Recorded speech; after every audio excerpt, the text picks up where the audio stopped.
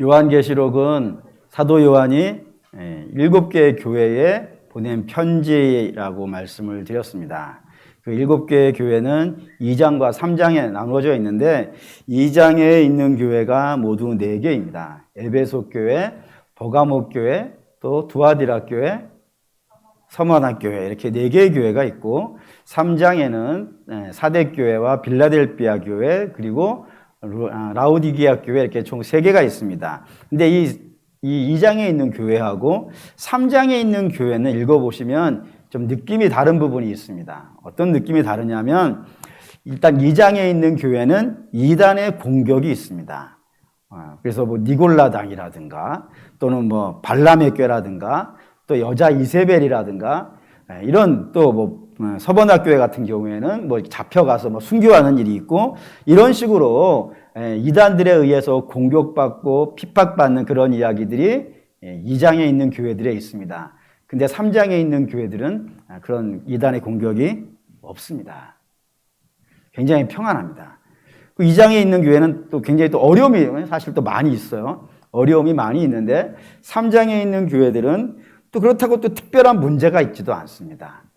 그런데 특이한 것은 2장에 있는 교회는 이단의 공격을 받아서 휘청휘청하지만 3장에 있는 교회는 문제가 없음에도 불구하고 자체적인 문제로 인하여서 그 기반이 무너지는 교회들이 등장한다 이겁니다. 그게 누구냐면 사대 교회하고 라우디게아 교회가 그런데 오늘 저와 여러분이 보기를 원하는 건 먼저 사대 교회입니다. 1절 3장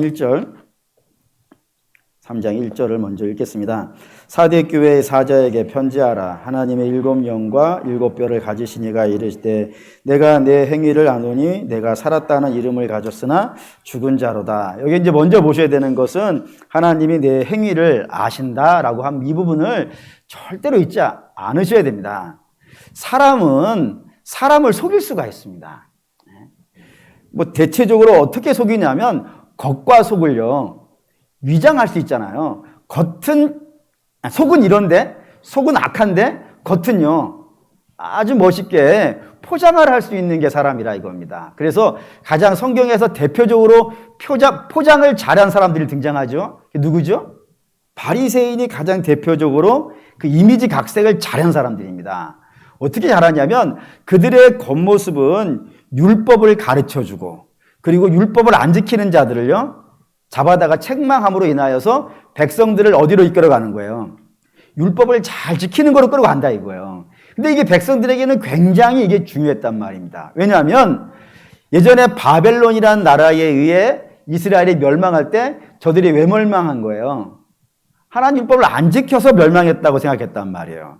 그런데 바리새인들이 와서 율법 가르쳐주죠. 또 안 지키면 책망하죠 해서 율법 지키게 만드니까 백성들의 입장에서는 저 바리새인들이 우리에게 저 일을 잘 해주기 때문에 우리가 오늘 하나님께 심판받지 않고 안전하게 살아갈 수 있다라고 생각해가지고 바리새인들을 굉장히 높이 평가해줬고 고마워했단 말이에요. 겉모습은 그랬다고요. 그런데 속모습을 향해서 주께서 바리새인들을 뭐라고 해요? 외식하는 자야. 이거 뭐 성경에 쓰는 표현이니까 외식하는 자야 하지만 그래서 사실 좀 느낌이 확 안 오죠? 그래서 우리식으로 한번 바꿔봅시다. 외식하는 자를 뭐라고 하면 느낌이 확 올까요? 위선자야라는 거예요. 위선자. 너희가 겉은 참 멋있게 포장을 잘 했지만 실제로 너희의 속은 아니지 않냐 이거예요. 너희는 하나님을 섬긴다고 율법을 이야기는 하지만 실제로는 하나님을 섬기는 것이 아니라 너희를 자랑하고 높이기 위해서 율법을 이야기하는 것이고 그리고 백성들에게 율법의 짐을 지우기는 하지만 너희들은 정작 그 율법의 짐을 이리저리 피해 다니는 마치 법꾸라지처럼 그렇게 요모조모 피해 다니는 그런 모습을 가진 자들 아니냐라고 책망하신더라 이겁니다. 그런 걸로 봤을 때 사람은 사람을 속일 수 있지만 하나님은요 그 행위를 아시는 거예요. 그러니까 사대교회도 동일한 표현이다 이겁니다. 사대교회도 겉모습만 보면은 문제가 없어 보이는 거예요. 근데 주를 속일 수는 없는 거죠. 그래서 주께서 그렇게 책망을 하시는 거라 이겁니다. 그런 관점에서 이제 좀 조사를 해봤어요. 왜 주께서 사대교회를 향해서 이런 식의 표현을 하시는가 좀 조사를 해봤더니 뭐 이런 내용이 있더라고요. 사도교회는 일반적으로 두 가지가 있는 교회라고 되어 있습니다. 첫 번째는 뭐냐면 그 사대 지역이 금이 많이 나오는 지역이래요. 그래서 금이 많이 나와가지고 그 금으로 인하여 뭐 몇몇 사람들만 아주 부를 누리는 것이 아니라 이 사대 지역에 살고 있는 사람 대부분이 굉장한 부자였다고 되어 있어요. 어마어마한 부자라고 되어 있어요. 그런 것이 하나가 있고 두 번째는 별 특별한 문제가 없더라는 거예요. 뭐가 좀 이렇게 뭐 어려움이도 좀 있고 뭐 이단도 쳐들어오고 뭐 이렇게 좀 심각한 문제가 있고 뭐 그러면은 좀 달라질 수 있는 이야기가 되는데 이 사대교회 지역은 특별하게 큰 문제 없이 그냥 평안해요. 그래가지고 이 사대 지역의 교인들이 굉장히 많이 모여 있었다고 라고 돼 있어요. 재산은 많고 특별히 문제는 없으니까 교회에 많이 모여 있다. 이게 사대교회를 일반적으로 칭하는 이야기라고 되어져 있습니다. 보실 때 어때요? 괜찮아 보이나요? 네. 왜? 돈 많죠? 싫어요? 네. 제가 한번 말씀드렸죠? 돈 싫은 분은 저 주면 된다고? 두 번째, 특별히 문제 없어요? 평안해요? 세 번째, 교인들 많이 모여 있어요. 그러니 이게 좋은 거예요? 안 좋은 거예요? 겉모습으로 봤을 때는요. 괜찮아 보인단 말이에요. 그런데 주께서 이 교회를 향해서 너희는 살았다고 하는 이름만 가지고 있지 실제로는 죽었다 그런단 말이에요. 왜 그럴까요? 그게 2절이에요. 2절 읽겠습니다. 너는 일깨어 그 남은 바 죽게 된 것을 굳게 하라. 내 하나님 앞에서 내 행위에 온전한 것을 찾지 못하겠다 이거예요. 하나님 왜 이 교회를 죽었다라고 얘기하냐면 너희에게는 온전한 것이 없더라 이겁니다. 온전한 것이 남아있는 게 없더라 이겁니다. 이게 무슨 말일까요? 하나님은 당신의 백성들에게 좋은 것 주십니다. 좋은 거 주시죠. 기쁨도 주시고 평안도 주시고 건강도 주시고 성공도 주시고요. 뭐 돈도 주시죠. 뭐 다윗을 왕으로 만드시기도 하시고 이삭을 거부로 만들기도 하시고 솔로몬을 세상에서 가장 지혜 있는 사람으로 만드시기도 하시고 하나님은 이렇게 이 땅에 있는 것들로 많이 주실 수 있는 분이더라 이겁니다. 뭐 자녀를 좋은 대학 보내주실 수도 있고 훌륭한 사람 만드실 수도 있고 뭐 하나님 이 땅에 있는 모든 것들을 없는 것 중에 있는 것으로 부르셔내는 분이시니까 충분히 그런 것들 주실 수 있는 분이라 이겁니다. 그런데 문제는 우리 주님께서 우리에게 하시고자 하는 핵심이 그거이겠냐 이거예요. 우리를 부자 만들고 우리를 유명한 사람 만들고 우리를 힘 있는 사람 만들고 이 하나님이 주시는 건 틀림이 없지만 하나님이 아들을 내놓으시면서까지 하시고 싶어하는 일은 이거겠냐 이거예요. 그건 당연히 아닌 거예요. 우리 주님이 아들을 내놓으시면서 우리를 하시고자 하는 것이 우리 부자 만들어주는 정도의 문제겠냐 이거예요. 뿐만 아니라 하나님께서 아들을 내어놓으시면서 하시는 것이 우리에게 주신 재산 마치 새콤을 지켜주듯이 우리를 지켜주는 정도의 목적을 이루시기 위하여서 아들을 내어놓으셨겠냐 이거예요. 그건 아니라 이겁니다. 하나님이 아들을 내어놓으신 이유는 뭐 때문인 거예요? 우리를 죄에서부터 건져내기 위한 거 아니겠냔 말입니다. 왜 죄에서부터 건져낸다는 게 왜 이렇게 중요할까요, 여러분? 죄라는 것을 성경은 이런 식으로 표현해요. 다윗이 표현했는데 나를 기가 막힌 웅덩이에서 건져주셨다고요. 그러니까 죄가 어떤 거라는 거예요? 기가 막힌 웅덩이에요. 기가 막힌 웅덩이가 뭘까요, 여러분? 기가 막힌 웅덩이라는 것은 일반적으로 모든 웅덩이에는 공통점이 있습니다. 아무리 깊고 아무리 험하다 하더라도 모든 웅덩이에는 공통점이 하나가 있습니다. 그게 뭐죠? 바닥이 있다는 거예요. 바닥이 있어요. 얼마나 깊은지는 뭐 다음 문제예요. 거기는 반드시 바닥이 있어요. 그러니까 바닥이 있다는 건 떨어지는데 떨어지다가 어느 순간이 되면요. 멈출 수가 있는 곳이 있더라는 거예요. 그러니 멈출 수만 있다면 다음엔 뭐를 할 수 있어요? 올라갈 수 있잖아요. 아무리 깊다. 예를 들어서 엘리베이터다. 엘리베이터를 거꾸로 박아놨어. 8,000km니까 8,000km 맞나? 8,000m. 8,000m를 거꾸로 박아놨어요. 그래서 올라오려면 8,000m를 올라와야 돼. 한 8km 정도를. 그 정도의 웅덩이가 있다 하더라도, 아니, 걸어서도 엘리베이터란다, 자꾸.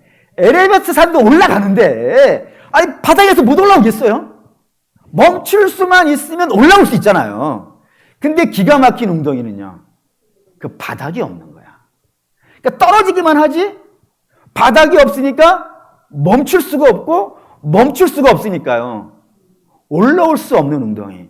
그게 기가 막힌 웅덩이고, 그런 웅덩이가 뭐라고요? 죄라고요. 그러니까 여기서는 어떠한 능력과 어떠한 힘을 가지고 있는 사람도 스스로 그 죄의 웅덩이를 빠져나올 수 있는 사람은 없더라입니다. 유일한 방법이 있다면 딱 하나가 있어요. 그게 뭐냐면 죽으면 끝나요. 죽으면 끝나. 근데 문제는 죽으면 끝나는데 끝나는 걸로 끝나느냐? 그게 아니더라 이거예요. 죽은 다음엔 또 뭐가 있어요? 심판이 있다 이거예요. 그러니 뭐 이거 살아서는 벗어날 수가 없고 죽어서는 심판만 있으니 그게 죄의 웅덩이니 얼마나 심각해요, 여러분. 그러니까 여러분, 우리가 이 땅에서 신앙생활하면서 가장 절절하게 느껴야 되는 것은 이 기가 막힌 웅덩이에 우리가 빠져 있다는 사실이고, 이 기가 막힌 웅덩이를 빠져나올 수 있는 유일한 방식은 딱 하나밖에 없으니 그게 뭐라고요? 우리 주님이 우리를 위해 죽어주시는 거라 이거예요. 그래서 그 피로 말미암아 우리가 건진받는 것, 죄사함 받아서 건진받는 것, 이거 외에는 다른 방법이 없다. 이걸 설명해 주는 게 뭐예요? 이게 복음이라고요. 그러니까 그 복음이 이 땅에 선포되어지면 나타나는 가장 중요한 특징은, 제일 먼저 나타나는 특징이 뭐겠어요? 복음이 선포되어지는 곳에 제일 먼저 나타나는 특징은요, 내가 죄인이라는 사실을 알게 돼요. 그게 1번이에요. 복음이 선포되는 곳마다 제일 먼저 나타나는 특징은 내가 죄인이라는 사실. 그것도 얼마나 심한 죄인인지. 얼마나 심한가요? 뭐 도저히 희망이라는 걸 조금도 찾아볼 수 없는, 방법이라는 걸 조금도 찾아볼 수 없을 만큼 거의 전적으로 부패한 자. 이게 복음이 선포되어지는 곳에 제일 먼저 나타나는 특징이에요. 그래서 복음이 선포되어지면 죄를 절감하기 때문에 그 다음에 나오는 반응이 있어요. 그건 뭘 것 같으세요? 예루살렘에 예수님 십자가에 다 죽으시고 부활하신 다음에 성령이 임해요. 성령이 임하고 나서 베드로가 나가서 설교를 해요. 너희가 죽인 자가 바로 우리가 오랫동안 기다려왔던 그 메시아라. 근데 너희가 그 메시아를 죽였다라고 선포하자 그 백성들이 제일 먼저 한 이야기가 뭐였어요? 오호라. 이제 우리 어떡하니까 형제요. 형제요, 우리 이제 어떡합니까?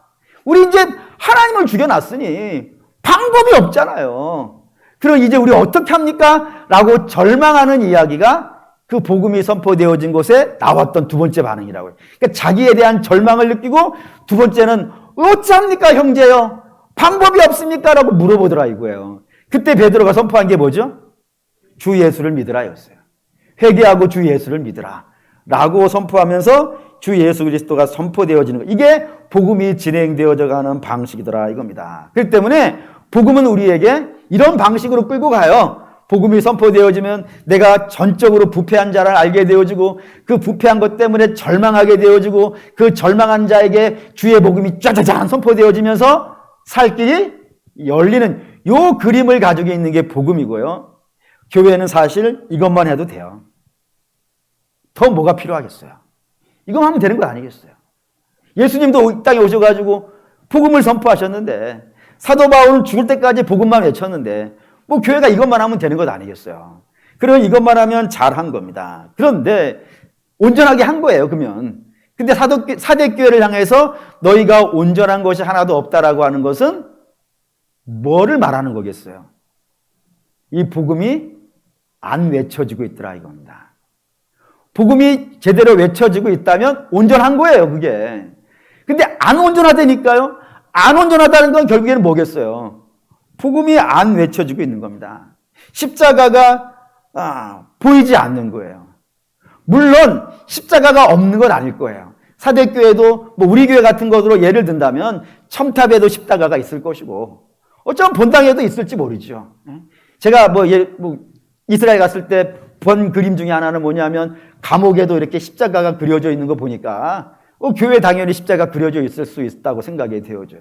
그리고 성도들의 몸에도 십자가를 문신으로 새긴다든가 목걸이나 귀걸이를 하고 다니는 식으로 십자가가 보이기는 할 거라 이겁니다. 그런데 저들의 중심에는 십자가가 없더라 이겁니다.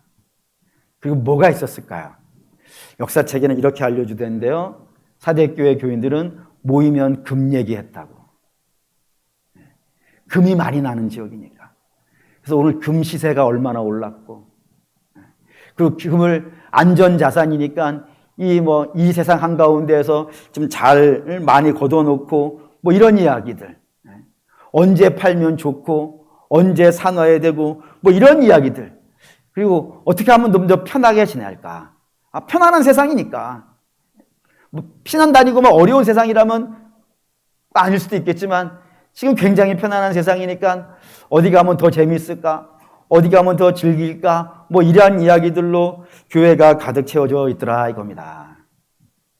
여러분, 교회에서 이런 얘기 할 수 있죠. 물론 금 이야기도 할 수 있고 사업 이야기도 할 수 있고 뭐 어디 가면 재미있는 게 있다, 이거 충분히 할 수 있어요. 그런데 그런 이야기는 언제 하는 거냐면 차 한 잔 마시면서, 차 한 잔 마시면서, 그리고 뭐 아이스 브레이크라 그러죠. 뭐 경직된 사고방식을 분위기를 좀 부드럽게 만드시기 위해서 그렇게 할 수 있어요. 하지만 복음이 시작되어지면요, 그 시간이 짧게 그런 차 시간 정도 끝나고 나서 본론으로 들어간다면요, 교회는 예수 이야기하는 것이고 복음 이야기하는 것이고 그래야 된다 이겁니다.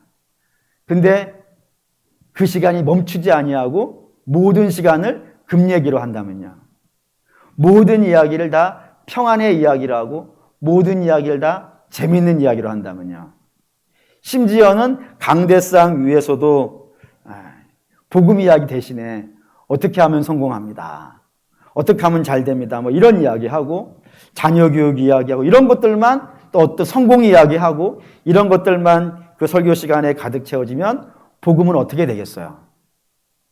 이 복음이 참 재밌어요. 어느 부분이 재밌냐면 복음을 안다고 여러분들이 생활이 좀 나아지는 건 사실 아닙니다. 사업이 좀 더 잘 되는 것도 사실은 아니고 자녀가 공부를 더 잘하는 것도 아닙니다. 당장 복음은 우리 인생의 결정적인 거긴 해요. 결정적인 거긴 하지만 지금 당장에 치환되어질 수 있는 재물도 아니고 재미도 아니고 즐거움도 사실은 아니에요. 그러다 보니 재밌는 이야기 잔뜩 하고 그렇게 뭐 사업 이야기, 뭐 금 이야기 이런 걸 잔뜩 해버리면은 복음은 점점점 어디로 가겠어요? 뒤로 밀리더라 이겁니다. 뒤로 밀리다 보니까 결국에는 주님의 교회에서 복음은 저쪽 한 대짜리에 잠깐 뭐 새가족 훈련시킬 때 정도 잠깐 하는 그런 정도의 이야기로 멈춰버리고 나머지는 복음 위에 다른 것들, 인생의 영광과 인생의 의를 이야기하는 그런 것들로 채워져 버리는 그런 교회가 사대교회였다 이거예요. 그러니 이게 참 심각한 겁니다. 그럼 이런 질문을 할 수가 있어요. 목사님, 그럼 사대교회는 처음에는부터 복음을 안 받은 건 아닐까요? 라고 생각하실지 모르겠지만 3절 읽어볼까요? 3절 읽겠습니다. 그러므로 내가 어떻게 받았으며 어떻게 들었는지 생각하고 지켜 회개하라. 만일 읽게 아니하면 내가 도둑같이 이르리니 어느 때 내게 이를지를 내가 알지 못하느니라. 여기 내가 받은 것 있지 않냐라는 거예요. 여러분, 그러니까 교회라고 하는 것은 복음에서부터 시작하지 않을 수가 없어요. 왜냐하면 혹시 언제 여러분이 전도를 하는 거예요. 예를 들어서 전도를 하는데 어떤 분이 교회가 어느 곳, 뭐 하는 곳이에요? 라고 물어봤어요. 그럼 여러분 뭐라 그러시겠어요? 예수 믿는 곳이지 이러지 않겠어요? 그럼 예수는 왜 믿는 거예요? 라고 물어보면 우리를 죄에서부터 건져주신 주신 분이니까 믿는 것 이렇게 얘기하지 않으시겠어요? 그러니까 교회라고 하는 것은 누구에게 소개를 시켜든지 간에 반드시 예수를 얘기할 수밖에 없고, 그리고 예수를 얘기한다는 것은 우리가 죄에 빠져 있었다는 걸 얘기할 수밖에 없고, 그 죄에서부터 우리 주님이 십자가에 달려 죽으셨다는 사실을 이야기하지 않고서는 교회를 설명할 방법이 없어요. 그러니 교회가 시작되어졌다는 건 맨 처음에 뭐가 시작됐다는 거예요? 복음을 들었다는 얘기예요. 그런데 어느 순간부터 이 사대교회는 복음이 더 이상 그 교회의 중심이 안 되어져 버렸다 이겁니다. 안 되어져 버리고 다른 것이 그 교회의 중심에 자리를 잡아버렸다라는 거예요. 그러니 이게 심각해져 버린 겁니다. 근데 문제는 이런 교회들이 성경에 몇 군데가 나와요. 사대교회 말고도. 예를 들면 우리 오전에 말씀드렸지만 고린도 교회도 처음에 복음으로 시작하지 않을 수가 없어요. 왜냐하면 그 고린도 교회를 개척한 자가 누구니까? 바울이라 이거예요. 바울은 뭐 오죽 죽으나 사나 복음 하는 사람이니까 그 복음을 이야기하지 않았겠습니까? 근데 어느 순간 바울이 떠난 다음부터는 복음이 그 자리를 차지하지 아니하고 다른 것, 인생의 영광들을 차지해버렸단 말이에요. 그래서 뭐 바울파다 베드로파다 하면서 자기들끼리 무리를 짓고 그 교회 내에서 세력 다툼을 하는 그런 교회가 되어져 버릴 수 있다 이거예요. 갈라디아 교회도 마찬가지예요. 갈라디아 교회도 바울이 개척을 했으니까 복음으로 시작했을 거예요. 근데 그 교회는 바울이 떠난 사이에 뭐가 들어와 있는 거예요? 율법이 들어와 있었다니까요. 율법이 들어와서 모든 성도들에게 율법을 이야기했고 인생의 의를 이야기했단 말이에요. 그러자 복음은 어떻게 되는 거예요? 뒤로 밀려버리더라 이거예요. 뒤로 밀려버려가지고 이 갈라디아 교회를 향해서 사도 바울이 아주 길게 책망하는 이야기도 등장하더라 이겁니다. 그런 식으로 사대교회도 그런 거예요. 복음으로 시작이 되어졌었는데 어느 순간인가 그 교회가 물질과 세상의 영광으로 그 교회가 가득 채워져 버렸고 그거를 얼마나 더 많이 차지하느냐가 믿음의 근거가 되어졌고 성도들이 그걸 갖고 경쟁을 하는 거예요. 내가 신앙 좋다는 거를 이 세상에서 얼마나 성공했느냐 이런 걸로 평가하고 있고 이 세상에 돈 많이 벌었으면 믿음 생활 잘했나 보네 뭐 이런 식으로 모든 것들이 평가되는 돈으로 모든 게 평가되어지는 교회가 사대교회가 되어져 버렸더라 이겁니다. 그걸 보고 주께서 너희에게 온전한 것이 없구나. 복음은 온데간데 없고 복음 외에 다른 것이 너희를 완전히 장악했으니 너희 이거 죽은 것 아니냐라고 책망하시더라 이겁니다.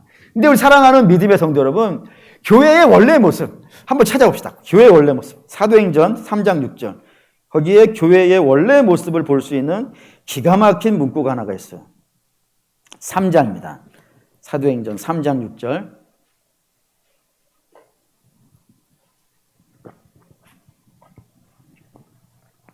사도행전 3장 6절 베드로가 성전에 들어가다가 성전 미문에 앉아있는 거린을 하나 만났어요. 그리고 그에게 선포를 하는데 그 선포가 3장 6절입니다. 3장 6절 읽겠습니다. 베드로가 이르되 은과 금은 내게 없거니와 내게 있는 이것을 내게 주노니 나사렛 예수 그리스도의 이름으로 일어나 걸으라. 이 말씀 잘 이해하셔야 됩니다. 사도 베드로가 은과 금이 필요 없다 그랬나요? 아니죠. 은과 금 필요해요. 그래서 초대교회도 은과 금을 걷어서 성도들에게 나눠주기도 하고 그것으로 교회를 유지하기도 하고 은과 금은 필요해요. 그런데 필요할 뿐이지 없으면 안 되는 것은 아니에요. 그건 없어도 된다 이거예요. 왜냐하면 우리에게는 더 중요한 게 있으니 그게 뭐라고요? 예수라 이거예요. 예수면 되지. 교회가 예수면 되지. 아니 다른 거 있으면 하나님께 감사한 일이에요. 근데 그거 없어도 된다니까요. 그거 없어도 우리가 살아가는데 지장 없어요. 왜냐하면 하나님이 약속하신 게 있잖아요. 뭘 약속하셨어요? 일용할 양식 주신다고 하셨잖아요. 우리에게 필요한 거는 하나님께서 적절하게 때에 맞춰서 주실 거란 말이에요. 그러니까 그건 염려하지 않는다 이겁니다. 근데 우리에게 절대로 없으면 안 되는 건 뭐예요? 예수라 이거예요. 그리고 그거를 선포했더니 앉아있었던 그 지체 장애인이 어떻게 하더라고요? 벌떡 일어나더라 이거. 초대교회 영광이 어디 있는지 아시겠죠? 초대교회 영광은 은과 금에 있는 것이 아니고 뭐에 있었다고요? 예수에게 있었다 이거예요. 그런데 그게 시간이 지났어요. 중세의 시절로 갔어요. 그래서 중세 시대에는 교회가 유럽이라고 하는 지역을 다 지배했지 않습니까? 교회가 얼마나 강력했었든지 황제도 교황한테 가가지고 무릎 꿇고 그에게 왕위를 받아야 왕이 될 수 있을 만큼 그 정도로 어마어마한 권세를 교회가 쥐고 있었어요. 그러면 세상이 좋아져야겠죠. 그렇지 않습니까? 그렇잖아요. 아니 교회가 이 세상을 지배하고 있는 것, 안 좋아 보여요? 네? 이상하네. 오늘 아침에 중요한 걸 들었어요. 저 이때까지 우리나라 교회가 6만 개인 줄 알았어요. 근데 8만 개래. 근데 치킨집이 8만 7천 개래. 교회하고 치킨집이 비슷해. 좋은 거예요? 안 좋은 거예요? 중세시대는 더했다 이거예요. 중세시대 때는 교회가 세상을 완전히 장악했어요. 그런데 그 시대를 암흑기라고 불러요. 일반 역사에서. 수치스러운 이야기예요. 왜죠? 주께서 교회를 향해서 뭐라 하셨나요? 너희는 세상의 빛이라.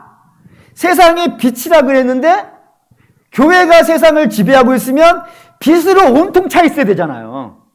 빛으로 온통 차 있어야 되는데 빛이 없으니까 어둠이 된 거 아니겠어요? 그렇게 되어져 있다 이거예요. 왜 그랬을까요? 많은 역사학자들이 답을 거기서 찾아요. 그 교회가, 중세 교회는 은과 금을 교황의 머리 위에 올려놨다고요. 금관을 쓰고 다녔고 금은 있지만 뭐는 없다고요. 예수는 없더라고.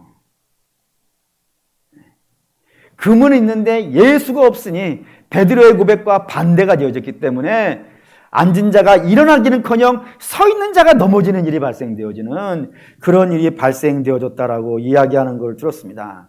사랑하는 우리 믿음의 성도 여러분, 교회의 힘은 세상의 영광을 교회가 얼마나 가지고 있느냐, 거기에 달려있지 않아요. 얼마나 큰 건물을 지었느냐, 얼마나 그 교회에 교인들이 많이 있느냐, 얼마나, 이런 얘기하면 꼭 나 그러면 전도 안 해도 되겠네, 이런 식으로 하면 안 되는 거예요.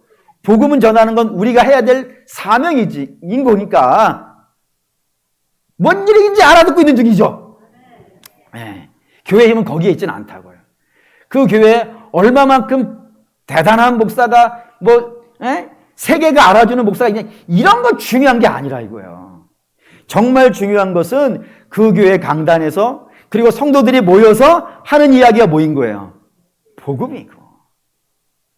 복음이 선포되어져 있고 복음이 그 마음의 중심이 되어져 있으며 복음에 대한 갈망이 있고 복음에 대한 사모함이 있고 복음에 대한 타는 목마름이 있는 그런 교회가 복이 있는 교회인데, 안타깝게도 이 사대교회는요, 복음은 점점 그 세력과 힘을 교인들 사이에서 잊혀져 가고 세상의 것들만 가득 채워져 있더라 이겁니다. 그래서 죽어버렸다 이거예요. 그래서 주께서 뭐라 그러시는 거예요? 너희들 회개해야 된다 이거예요. 근데 참 감사한 것은 사대교회가 지금 죽어 있어요. 그런데도 살아날 방법이 있더라는 겁니다. 그게 뭐인 거예요? 살아날 방법. 그게 뭐냐면 너희가 들었던 것, 그게 뭐겠어요? 복음. 그 복음을 다시 들어야 된다 이거예요. 그 복음을 다시 들으면 너희 살아난다 이겁니다. 이거로 읽을까요? 로마서 1장 11절. 로마서 1장 11절. 이거 굉장히, 지난번에도 로마서 시작하면서 이 말씀 한번 읽었었는데 굉장히 중요합니다. 로마서 1장 11절. 로마서 1장 11절 읽겠습니다. 내가 너희 보기를 간절히 원하는 것은 어떠한 신령한 은사를 너희에게 나누어 주어 너희를 견고하게 하려 함이라. 이게 왜 중요하냐면 로마 교회는 이미 세워진 교회예요. 바울이 세운 교회가 아니에요. 그런데 그 교회 사도 바울이 가고 싶다는 겁니다. 왜요? 신령한 은사가 뭐겠어요? 복음이에요. 내가 이 복음을 너희에게 전해줘야 돼. 너희가 지금 예루살렘에서 예수 이야기 듣고 와서 교회를 세웠지만 너희가 복음이 너희의 중심이 되어져 있지 않으면 반드시 너희는 어떻게 될 거냐면 너희를 높이게 돼 있어. 너희를 높이게 되어져 있고 너희를 자랑하게 돼 있어. 그러면 그것으로 인하여서 너희 교회는 죽게 된단 말이야. 그러니 내가 가서 너희에게 복음을 전해줘야 돼. 너희는 죄인이고 너희가 죄에서 구원한 건 예수 그리스도이고 이 믿음 위에 너희가 서 있지 아니하면은 교회는 반드시 무너져요. 반드시. 그 세력이 얼마나 많이 모이든지 관계없어요. 내가 누구인지를 모르고 내가 어떻게 구원받았는지를 모르면 그 교회는 반드시 무너진다 이거예요. 그래서 내가 가서 이거 얘기해 줘야 돼. 그래야 너희 교회가 건강해지고 온전해지고 견고해져. 그래서 로마 교회 가겠다고 막 사도 바울이 이렇게 표현하더라 이겁니다. 그것처럼 이 사대교회도 마찬가지예요. 너희 다시 복음 들어야 돼. 다시 ABC 시작하자. 너희 중요한 거는 얼마나 뭘 대단하게 쌓느냐가 아니라 너희가 정말 신앙의 기본에 와 있는가. 신앙의 기본이 뭐겠어요? 복음이에요. 복음 위에 교회가 서 있느냐 안 서 있느냐 이게 굉장히 중요한 거니까 이거 너희 다시 들어야 돼. 다시 거기서 시작해야 돼. 그러지 않으면 너희 큰일 나. 왜냐하면 하나님이 도적같이 임하신다고 했거든. 그때 너희가 심판을 받는 건 뭐가 결정하는 거예요? 너희의 복음 위에 있냐 이거예요. 복음 위에 있으면 하나님이 심판하지 않을 것이고 너희가 복음 위에 있지 아니하면 너희는 반드시 심판하게 될 거야 라고 하신 겁니다. 그 뒤에 볼까요? 4절 3장 4절 읽겠습니다. 그러나 사대에 그 옷을 더럽히지 아니한 자 몇 명이 내게 있으니 흰 옷을 입고 나와 함께 다니니 그들은 합당한 영혼이라. 그런데 참 놀라운 것은 죽었다라고 하는데도 불구하고 그 교회에 누가 있더라? 안 죽은 자가 있더라 이거예요. 하나님 항상 남겨놓으시는 것 같아요. 그 남겨놓은 자들을 중심으로 다시 복음이 그 교회의 중심이 되어라. 듣고 다시 복음 점검하고 그래서 우리 십자가 앞으로 모여야 돼라고 하신다 이겁니다. 그래서 5절 6절 결론입니다. 읽겠습니다. 이기는 자는 이와 같이 흰옷을 입는 것이요 내가 그 이름을 생명책에서 결코 지우지 아니하고 그 이름을 내 아버지와 그 천사들 앞에서 시인하리라. 귀 있는 자는 성령이 교회들에게 하시는 말씀을 들을지어다. 아멘. 예. 사도교회 처음에 이렇게 했어요. 사도교회 금 많은 교회, 그리고 평안한 교회, 그리고 사람들 많이 있는 교회. 나쁜 거 하나도 없습니다. 나쁜 거 하나도 없어요. 그런데 그 모든 것들이 어디 위에 있어야 되는 거예요? 복음 위에 있어야지. 복음 위에 있지 않고 다른 것 위에 있기 때문에 그게 문제가 돼버렸다고요. 그러니 뭐를 가지고 있느냐 이건 중요한 게 아닌 거예요. 작은 교회를 가지고 있느냐 큰 교회를 가지고 있느냐, 돈이 많이 있느냐 돈이 적게 있느냐, 또는 뭐 사람이 많이 모였느냐 적게 모였느냐, 이건 다음 문제인 거예요. 교회가 교회이려면은 예수 위에 있어야 되고 복음 위에 있어야 비로소 그게 교회이고 그 교회된 자들을 하나님께서 생명책에서 지우지 않으시겠다는 겁니다. 그렇지 않고 복음이 아닌 다른 것에 있으면은 그건 설 수도 없을 뿐만 아니라 어쩌면 구원과 관련 없는 사람일 수도 있어요. 거듭나지 않은 사람일 수도 있어요. 근데 그런 사람이 있을 수 있다는 생각이 들어요. 그냥 뭐 교회를 아무 생각 없이 올 수도 있다는 생각이 들어가니까. 고로 사랑하는 믿음의 성도 여러분, 바라고 원하는데 성도의 영광은 복음 위에 있는 겁니다. 복음 위에 있으시길 바라요. 지난 한 주간 내내 제가 마음속에 뭐 부르고 다녔던 찬양이 오늘 2부 예배, 1부 예배, 2부 예배, 오전 예배 때 마지막 불렀던 찬양이에요. 그 중에 여러분 한번 3절 기억해 주시라 했죠. 빈손 들고 앞에 가 십자가를 붙드네 의가 없는 자라도 도와주심 바라고 생명샘에 나가니 나를 씻어주소서. 이게 밖에 없어요 사랑하는 여러분. 우리가 가진 게 뭐 대단한 거겠습니까? 우리 빈손 들고 앞에 가 십자가를 붙들어야지. 십자가를 붙들 수 없을 만큼 다른 것으로 잔뜩 지워버렸다면은 사랑하는 여러분 그걸 버리셔야 돼요. 그리고 그걸 버리고 십자가를 붙잡으셔야 돼요. 그분은 우리가 의가 없는 자라도 도와주실 거예요. 생명샘에 나가서 나를 씻어주실 거예요. 그러니 신앙은 거기에 있는 것이지 내가 얼마나 뭐를 가지고 있냐 여기에 있으시면 안 된다 이겁니다. 오늘 권사회 주간 예배예요. 권사님은 다른 직분을 가진 분과 좀 달라요. 권사님은 무조건 중요한 조건이 하나가 붙어요. 다른 직분에 붙어있지 않는 조건이 하나가 붙어 있어요. 혹시 그거 아시나요? 10년이에요. 집사하고 10년이라고 하는 세월이에요. 굉장한 겁니다.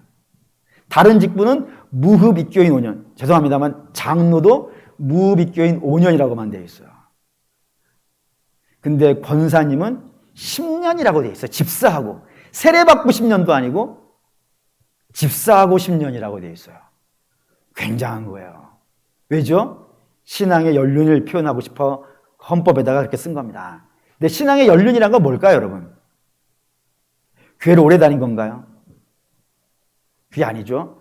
주님과 얼마나 깊은 관계에 있느냐, 얼마나 주님과 가까이 있고 얼마나 십자가의 은혜를 알며 내가 얼마나 악한 죄인인지를 알며 거기에서 하나님의 그 죄를 건져내시기 위해서 얼마나 놀라운 일을 행하셨는가를 누구보다도 잘 아는 것이 신앙의 연륜 아니겠습니까?